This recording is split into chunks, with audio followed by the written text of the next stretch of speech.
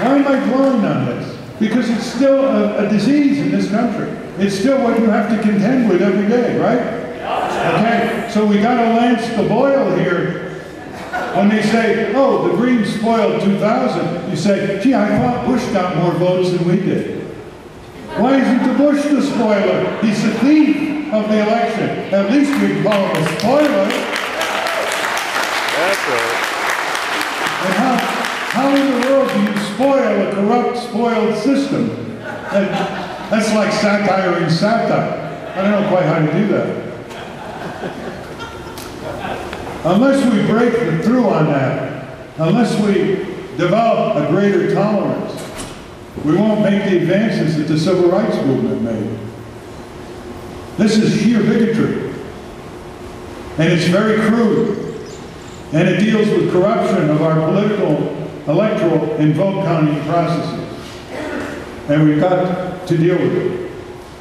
Otherwise, the you can't win phenomenon will continue to play third parties and independent candidates.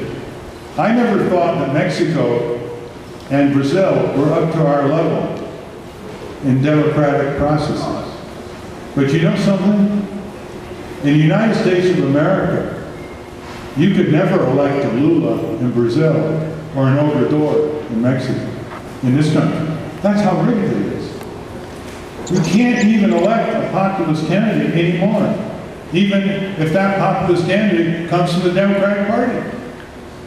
Now, I don't consider Edwards a great populist, but at least he's talking about the poor, he's talking about the deprived. And guess what? There was a poll recently of Americans who earn less than $20,000 a year. And they stacked up Hillary and you know, all the major Democratic candidates, including Kucinich and Obama. And you know what Edwards got? Mind you, this is his second run. He's not exactly unknown. He got 9% of the vote. Here's the only Democrat that has smashed the convention of only referring to the middle class. You go through all of Clinton's speeches, you ask how many times he said middle class and how many times he said poor. Almost never poor. That was considered evoking images of the welfare state and welfare queens. And that would lose you votes among the middle class in certain suburbs. So he's the first person who's done that. He does it every day. And he gets 9% in the polls with people who earn less than $20,000 a year. So let us look for a moment, my friends, at the voters.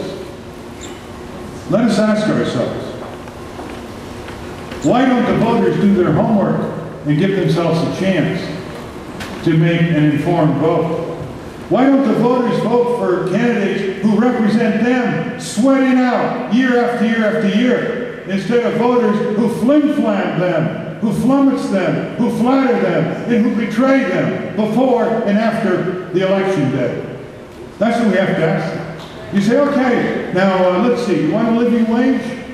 You want health care for your kids and your parents?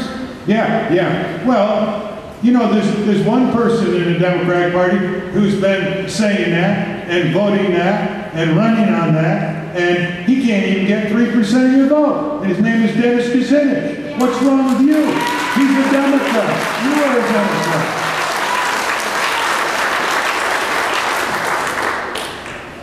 It's very important. We passed out in 2004 a little piece of paper in the hundreds of thousands, and we had Kerry and Bush and Nader Camejo's positions.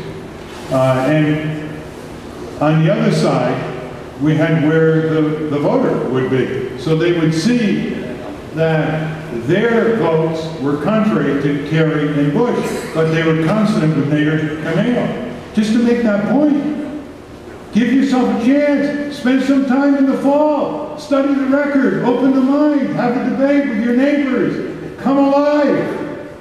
We can't anymore pander to voters in that way because they're victims. It's only victims that overpower the oppressors. Only victims overpower the oppressors. And we've got to talk that way to them. Not with any bad words or language, but with a rhetoric of liberation A rhetoric where we give them the feeling that they do have the power if they believe in themselves, if they act on it. They do have the power. Patty Smith is right. The people have the power, but they've got to realize it, organize it, and hurl it against the corrupt oligarchs and plutocrats and big corporations. Let me end on this note. I read a lot of well, I can't read a lot because there's too many, of the Green Party memos.